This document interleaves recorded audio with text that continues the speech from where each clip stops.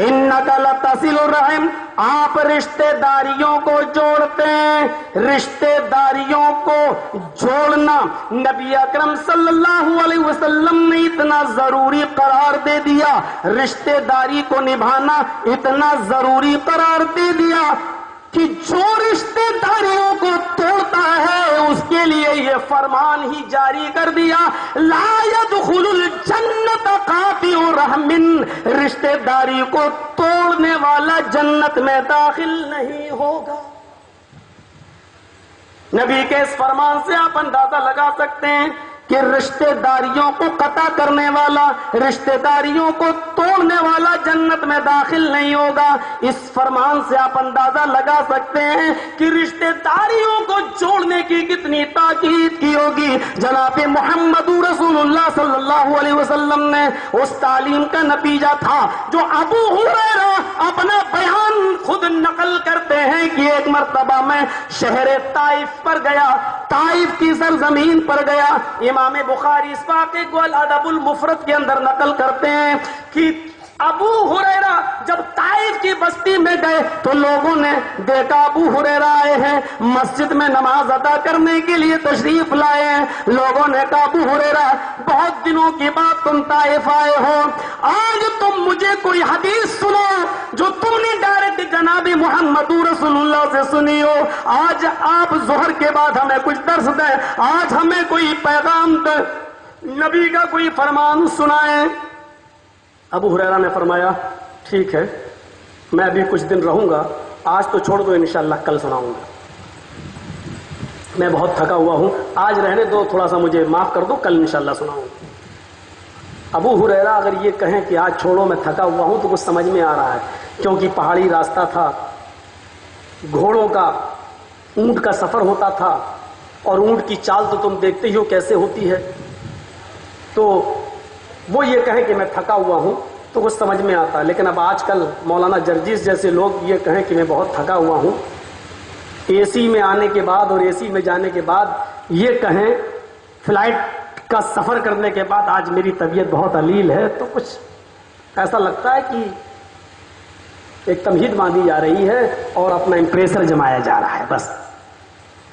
تو میرے بھائیو ابو ہریرہ کا یہ کہنا کسی حد تک بجا تھا کہ میں تھکا ہوا ہوں، آج نہیں انشاءاللہ کل سناؤں گا، کل بتا دوں گا. اور دوسرے دن لوگ جمع ہو گئے، اور ہوتا ہے جب کوئی خاص آدمی آیا تو زیادہ بھیڑ ہو گئی.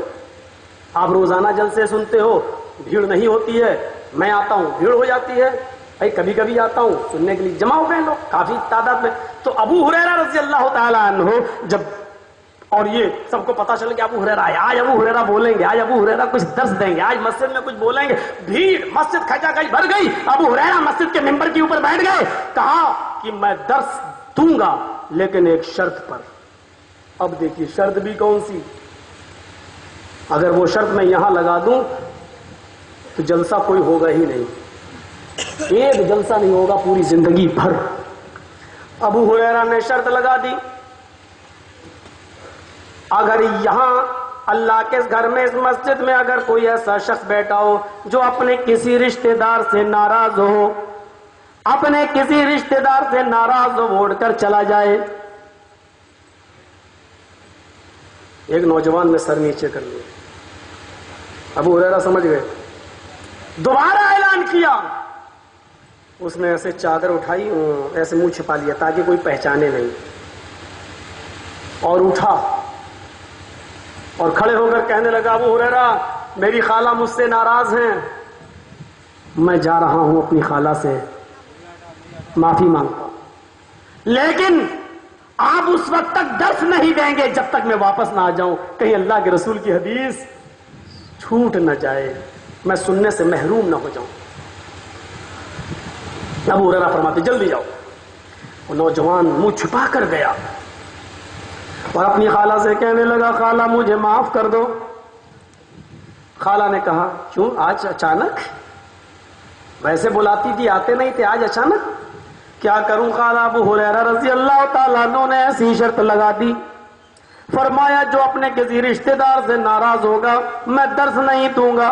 پوری مسجد میں کوئی نہیں نکلا، صرف میں اکیلے نکلا.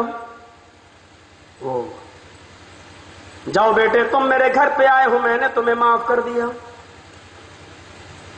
جب وہ نوجوان گھر سے واپس آنے لگا مسجد کی طرف تو خالہ کہنے لگی بیٹے ادھر آؤ، ابو ہریرہ سے میری جانب سے یہ مسئلہ پوچھ لینا، یہ سوال کر لینا کہ میری خالہ یہ جاننا چاہتی ہیں کہ پوری محفل پوری مجلس میں صرف میں ایک آدمی، صرف میں اکیلا اپنی خالہ سے ناراض نکلا، تو ایک آدمی کی ناراضگی کی وجہ سے آپ نے پوری مجلس والوں کو، پوری محفل کو، پورے مجمع کو آپ نے درس کیوں نہیں دیا؟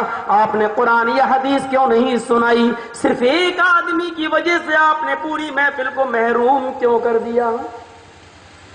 وہ نوجوان آیا ابو ہریرہ میں اپنی خالہ سے معافی مانگ آیا، اب مجھے اپنا چہرہ کھولنے میں کوئی حرج نہیں ہے۔ میں نے اس نے چہرہ کھول دیا اور آیا اور کہنے لگا آپ درس دیجئے، لیکن اے ابو ہریرہ میری خالہ نے مسئلہ معلوم کرنا چاہے، وہ یہ جاننا چاہتی ہے کہ صرف میرے اکیلے ناراض ہونے کی وجہ سے پوری محفل کو آپ نے قرآن کی آیت یا حدیث کیوں نہیں سنائی، درس سے کیوں محروم کر دیا؟ ایک آدمی ناراض تھا بنا رہتا، لیکن آپ نے پورے محفل کو کیوں محروم کر دیا؟ فرمایا ابو ہریرہ نے لوگوں آئے نوجوان بیٹھ جا، آج میں صرف یہی حدیث سنائے دیتا ہوں جو میں نے جناب محمد رسول اللہ کو سے سنی ہے، اور اسی کو درس سمجھ لینا۔ جس مسجد میں خطبہ دے رہے تھے جمعے کا اللہ کے نبی، میں اس مسجد میں موجود تھا، اور جمعے کے خطبے میں اللہ کے نبی صلی اللہ علیہ وسلم نے یہ خطبہ دیا تھا۔ خطبے میں فرمایا تھا کہ اگر کسی محفل میں، کسی مجلس میں ایک شخص بھی رشتہ داری کو کاٹنے والا اپنے کسی رشتہ دار سے ناراض ہو کر آتا ہے اور بیٹھ جاتا ہے، تو اس ایک آدمی کی وجہ سے اللہ تبارک و تعالیٰ کی خشیت و رحمت و سکینت پوری مجلس پر نازل نہیں ہوتی۔ اللہ خشیت اور رحمت کو روک لیتا ہے، اللہ کی خشیت، رحمت اور سکینت اس مجلس پہ نازل نہیں ہوتی ہے جہاں ایک بھی آدمی اپنے کسی رشتہ دار سے ناراض ہو کر بیٹھتا ہے۔